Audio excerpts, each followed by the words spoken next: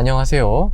이번에는 의대 자기소개서를 쓸 때 어떤 질병 경험을 살려서 쓰는 경우에 대해서 말씀을 좀 드려볼 텐데요. 그 중에서도 이제 췌장암 경험을 좀 살린 그런 경우를 좀 볼게요.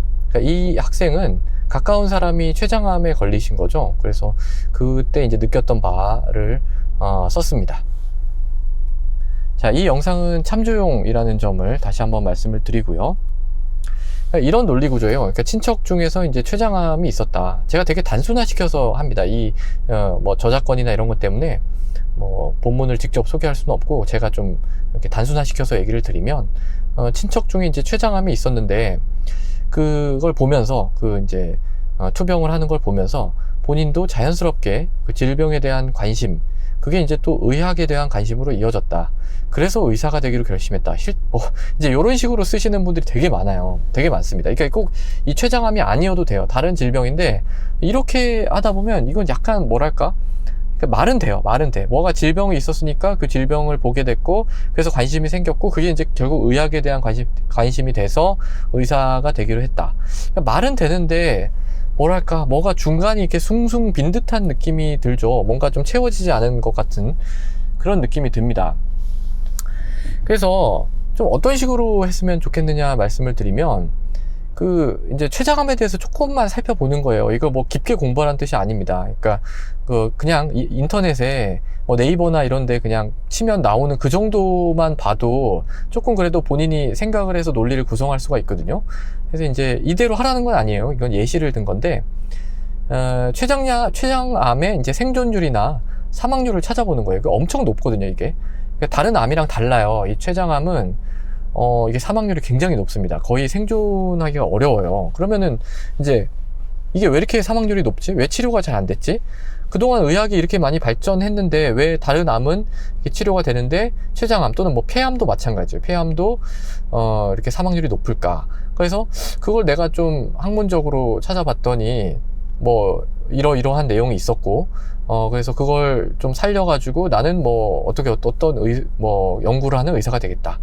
라든지 흥미가 생겨서 본인이 어떠한 연구를 하게 됐다 라든지, 그런 식으로 이제 조금만 발전을 시키는 방향도 있고요.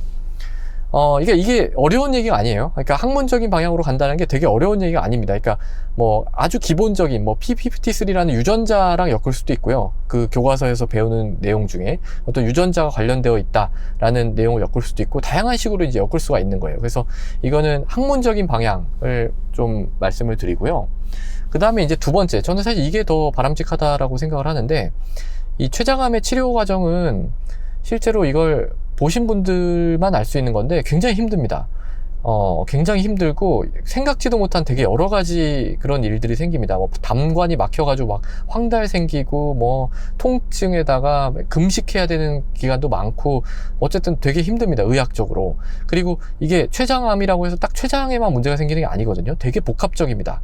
복강 내에 전체적으로 문제가 생긴다고 봐야 돼요. 그러니까 배 안에 전체적인 문제가 생긴다, 이렇게 봐야 됩니다. 장에도 문제가 생기고요. 뭐 못 넘기는 사람도 있고, 장에서 아예 장이 막혀버리는 경우도 있고.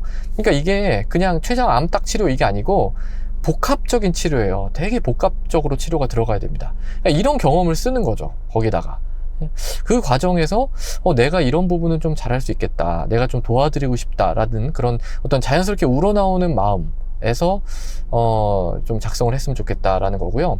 그리고 이걸 내가 막 또 되게 또 의욕에 넘쳐가지고 학생들이 내가 이 췌장암을 극복하는 의사가 되겠다, 뭐 살리겠다, 이런 식으로 이제 또 과도하게 나가는 경우가 있는데, 쉽지 않습니다. 그러니까 너무 그렇게 나가는 것보다는 이제 내가 이 생존율 자체를 향상시키지는 못하더라도 이 치료받는 환자에게 공감은 최대한 해드리고, 이 환자분이 조금이라도 더 편안하게 치료를 받을 수 있도록 도와드리는 거, 그것도 의료의 중요한 부분이구나 하는 걸만 깨달아도 되게 훌륭한 학생인 거예요. 되게 상식적으로 잘 접근을 하고 훌륭한 실제로 이렇게 기가 막히게 쓰는 학생들이 있습니다.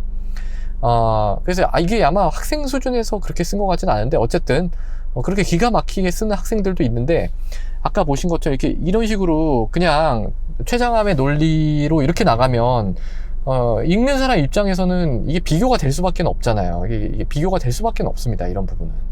그래서 너무 이렇게 나이브하게 나가는 거는 좀 바람직하지 않은 것 같다라는 말씀을 드립니다.